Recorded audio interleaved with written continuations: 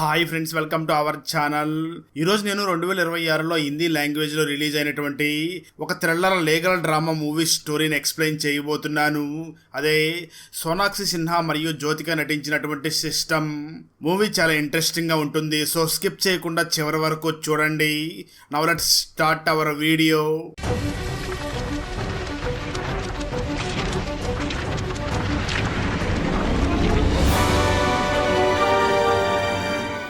Open చేస్తే movie starting scene లోనే ఒక జైల్ని చూపించడం జరుగుతుంది. ఆ జైల్లో ఉన్నటువంటి ఖైదీ రామ్నాథ్ తనను చూడడానికి వచ్చినటువంటి శ్యామ్ సార్ దగ్గరికి వెళ్లి మాట్లాడుతూ, సార్ నేను ఏ తప్పు చేయలేదు, నన్ను కావాలని ఇరికించారు, ఇందులో నా తప్పేమీ లేదు అంటూ ఉంటాడు. శ్యామ్ వెంటనే రామ్నాథ్ని చూసి, నువ్వేం భయపడకు, మనం హైకోర్టుకి వెళ్దామని అంటూ ఉంటాడు. అయితే రామ్నాథ్ శ్యామ్ ని చూసి, సార్ ఇప్పుడు నేను హైకోర్టుకి వెళ్ళడానికి నా దగ్గర అంత స్తోమత లేదు కదా, ఇక నా చాప్టర్ అయిపోయింది అని చెప్పి అక్కడి నుంచి తన సెల్లోకి వెళ్ళిపోయి రామ్నాథ్ ఆ సెల్లోనే ఆత్మహత్య చేసుకుని చనిపోతాడు. కట్ చేస్తే కొన్ని సంవత్సరాల తర్వాత స్టోరీ ప్రజెంట్ కి వస్తుంది. ఇక్కడ మనకు లాయర్ నేహాను చూపించడం జరుగుతుంది. తను లాయర్ గా ప్రాక్టీస్ మొదలు పెట్టినప్పటి నుంచి ఇప్పటి వరకు ఒక కేసుని కూడా గెలవకుండా ఎలాగైనా మంచిగా కేసులు గెలవాలి అని రకరకాల ప్రయత్నాలు చేస్తూ ఉంటుంది. ఈ నేహా వెళుతున్నటువంటి కోర్టులోనే సారిక స్టెనోగ్రాఫర్ గా వర్క్ చేస్తూ ఉంటుంది. ఆ తర్వాత రోజే కోర్టులో జగదీష్ సింగ్ అనే వ్యక్తి నడుపుతున్నటువంటి ఎక్లిప్స్ బార్ లో డ్రగ్స్ దొరికాయని పోలీస్ ఇన్స్పెక్టర్ రాతి కేసుని ఫైల్ చేసి ఉంటాడు. ఆ కేసు వాయిదాకి వచ్చి ఉంటుంది. అక్కడ లాయర్ నేహా మాట్లాడుతూ, ఈ జగదీష్ సింగ్ డ్రగ్స్ బిజినెస్ ని చేస్తున్నట్లుగా ఉన్నాడు, తన బార్ లో డ్రగ్స్ దొరికాయి కాబట్టి తనే ఇదంతా కూడా చేసి ఉంటాడు అని అంటూ ఉంటుంది.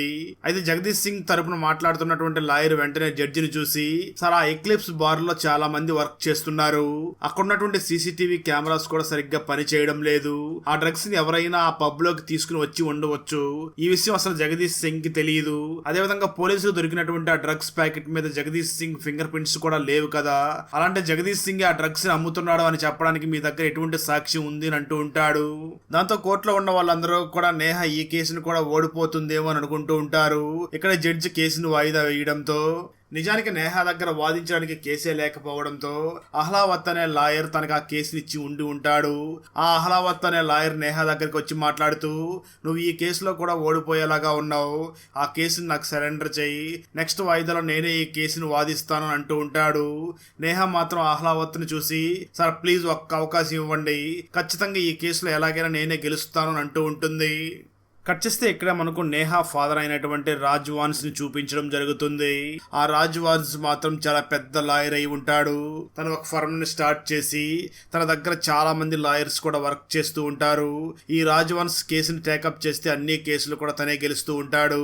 సరిగ్గా ఆ రోజుకి ఆ రాజ్ వాన్స్ తన ఫర్మ్ ని స్టార్ట్ చేసి 25 సంవత్సరాలు అయి ఉండడంతో ఆ రోజు తన ఇంటికి తన వెల్ విషర్స్ మరియు తన ఫ్రెండ్స్ ఇంకా తన పార్ట్నర్స్ అందరినీ పిలిచి గట్టిగా పార్టీ ఇస్తూ ఉంటాడు.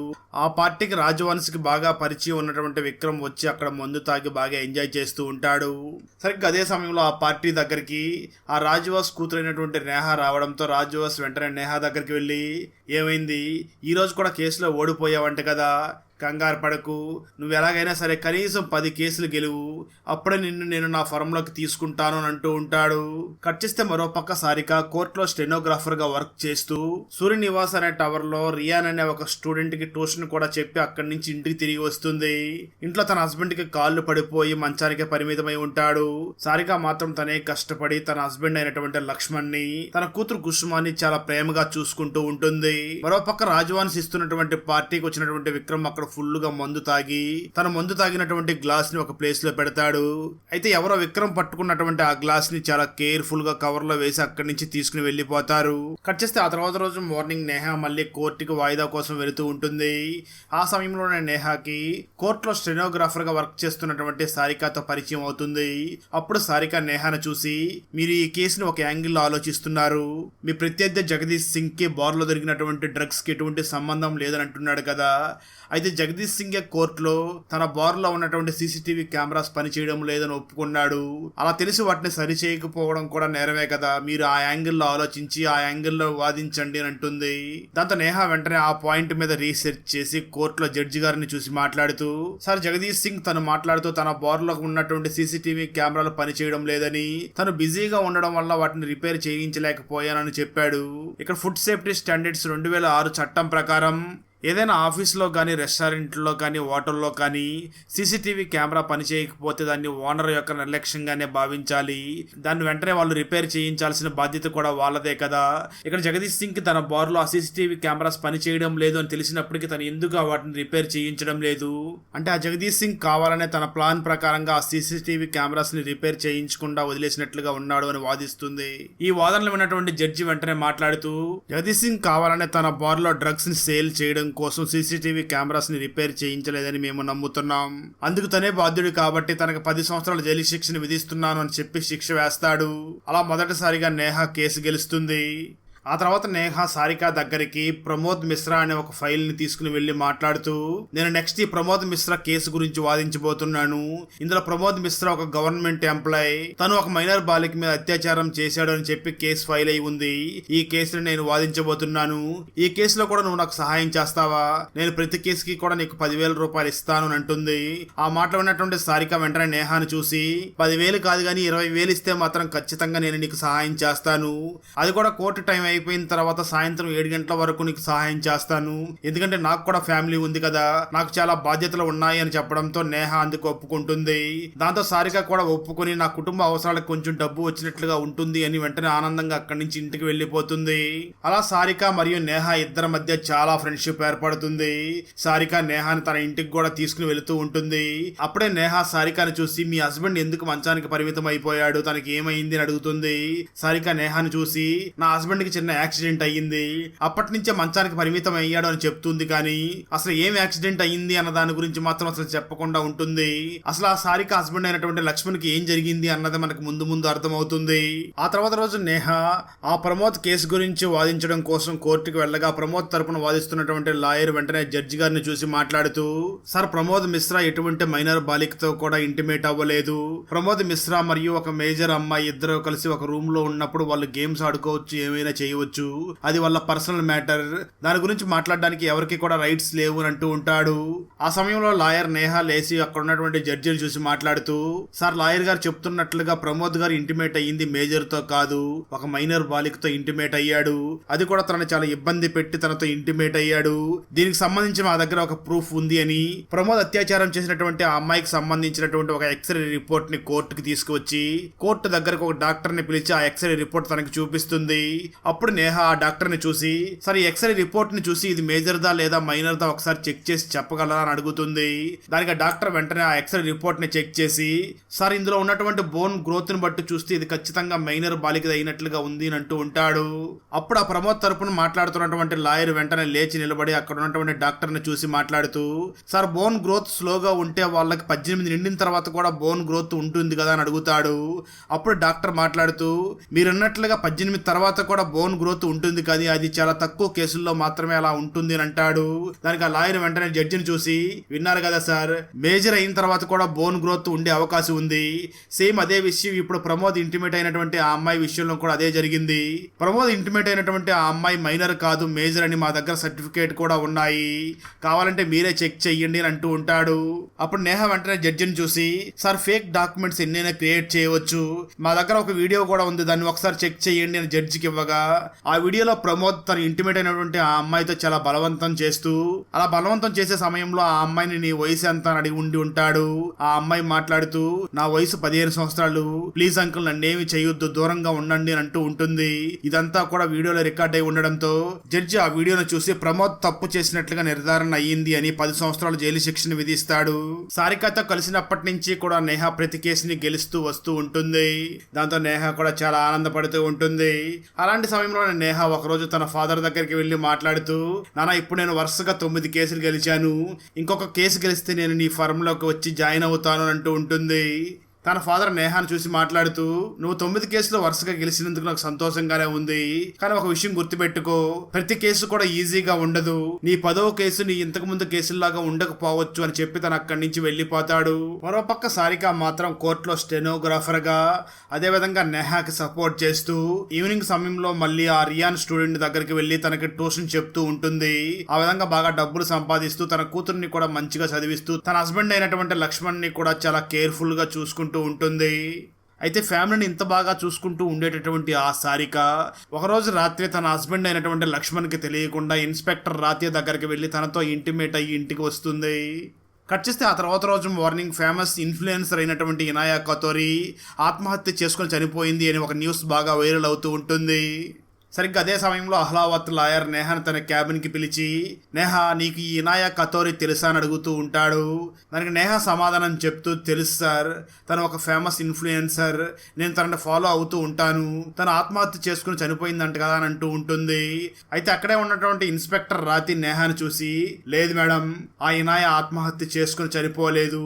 ఎందుకంటే సాధారణంగా ఎవరైనా ఆత్మహత్య చేసుకుంటే అక్కడ ఖచ్చితంగా ఆత్మహత్య చేసుకునే ముందు వాళ్ళు ఏదో ఒక లెటర్ రాసి పెడుతూ ఉంటారు. కానీ ఈ కేసులో అలాంటిది ఏమీ జరగలేదు.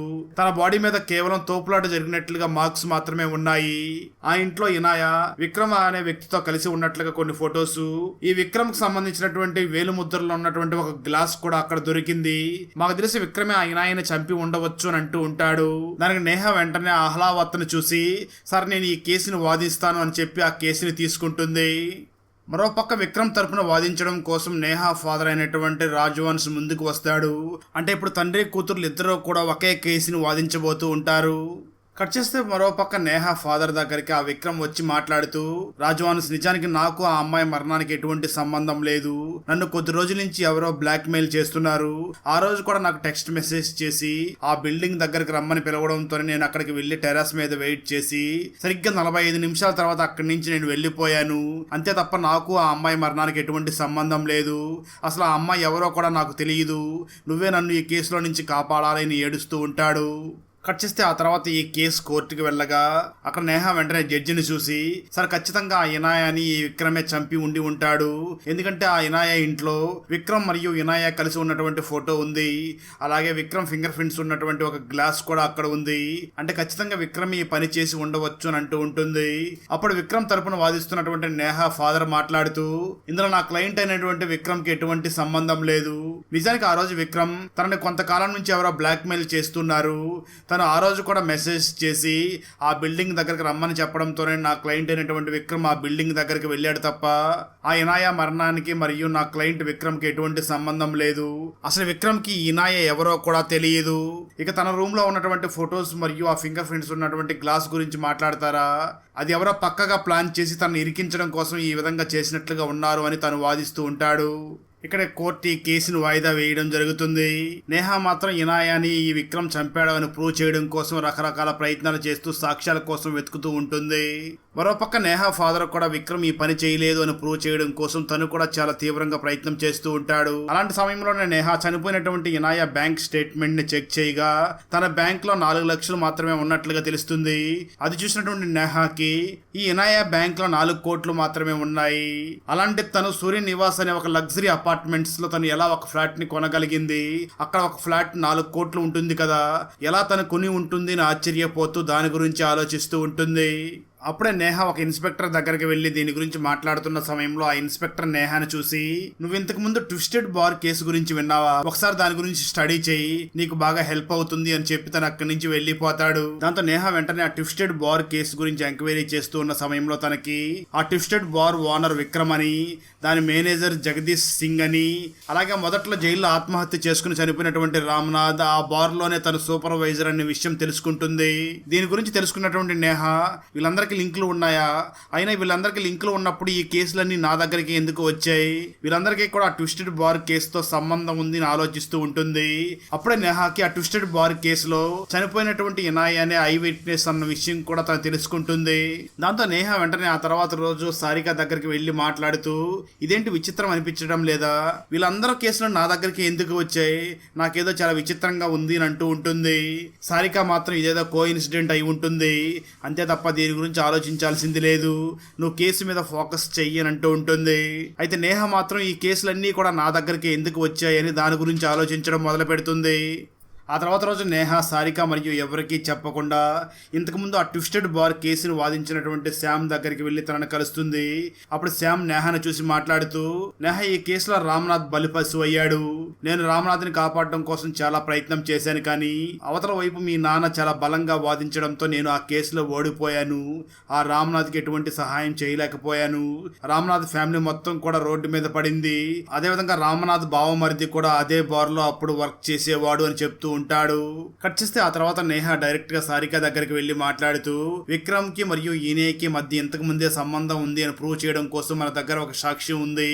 అదే విధంగా నీకు మరొక విషయం చెప్పనా, నిజానికి ఇనియాని చంపింది ఆ విక్రమ్ కాదు అని అంటుంది.